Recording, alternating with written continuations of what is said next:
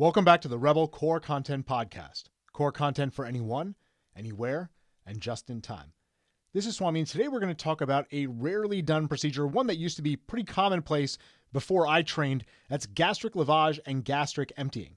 I've been involved in a handful of these over the last 20 years, and while we don't frequently perform the procedure, we do need to know the indications and, when it is indicated, how to actually do it. The goal here is to try to get any remaining pills or fragments of pills out of the stomach before they cause issues, before they're absorbed.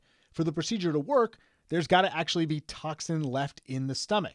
Generally, then you're talking about a 60-minute window. 60 minutes from time of ingestion to the time where gastric lavage can actually be useful. After that time, whatever was ingested is probably going to pass out of the stomach into the intestines, and lavage isn't really going to work. It's not enough, though, just to have the ingestion within the last 60 minutes. It also has to be a potentially life-threatening ingestion. That means that either the agent that was ingested is extremely toxic in and of itself, or the dose that was ingested has a potential life threat associated with it. In addition to the time window and the drug and the amount ingested, we also have to consider the availability of an antidote.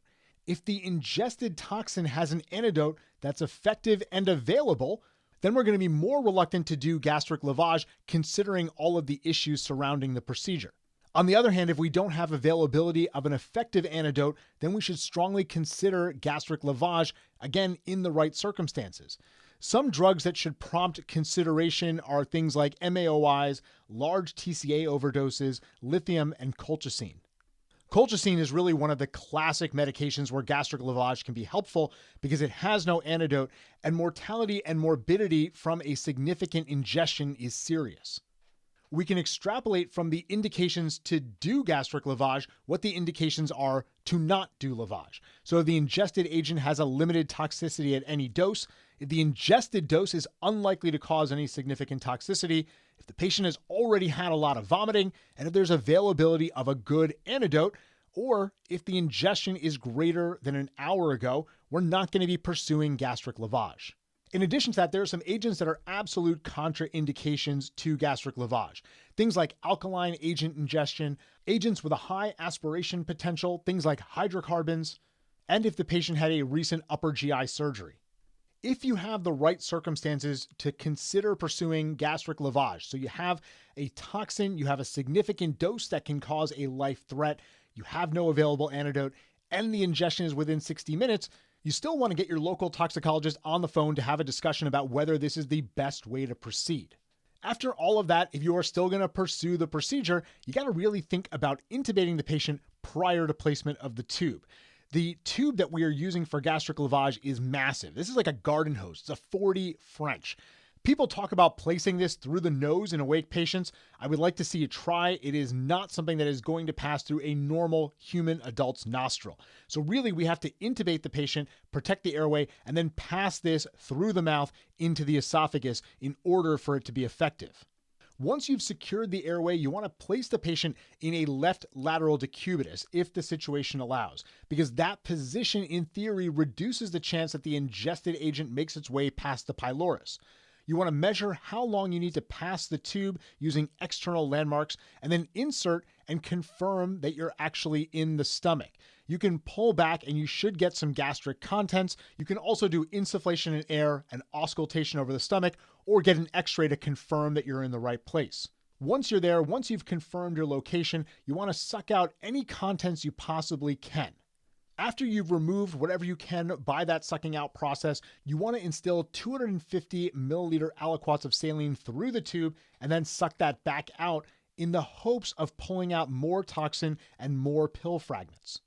Once the fluid that you're pulling out of the stomach is clear, there's no pill fragments that are coming back up, you can put activated charcoal into the stomach for further absorption. It's important to note that this procedure isn't without harm, and that's why we typically won't do it unless there's a strong indication. Even though the patient's intubated, you can still have aspiration events. Esophageal perforation has been described, but it's pretty rare. Even though you're placing the tube blindly, it's unlikely that it ends up in the airway since you do have an ET tube there to stop it, but that is a potential risk. Finally, you can have some electrolyte issues with the lavage, so keep a close eye on the patient's electrolytes. Before we wrap up for the week, let's hit a couple of take-home points. Gastric lavage can play an important role in treatment of the overdose patient. You're not going to use it if the ingested substance has limited toxicity at any dose, or the ingested dose is unlikely to cause a significant toxicity, the patient's already had significant vomiting, there's a good antidote available, or it's been greater than an hour since ingestion. If the ingested agent has a severe toxicity associated with it, or the dose ingested has a severe toxicity, it's been less than 60 minutes, and you don't have an effective antidote, then you should be considering gastric lavage. Some of the medications to consider it in are things like MAOIs, colchicine, lithium, and large TCA overdoses. Finally, we're going to secure the airway prior to placing the lavage tube to minimize the aspiration risk. We're going to watch out for electrolyte issues. And of course, before we're performing this procedure, we're going to get our clinical toxicologist involved in the case in order to help to guide management. That's all for the Rebel Core Content Podcast this week. We'll be back in a couple of weeks with another cast. In the meantime, don't forget to pop on over the site, check out the great posts from our faculty, and until next time, stay safe.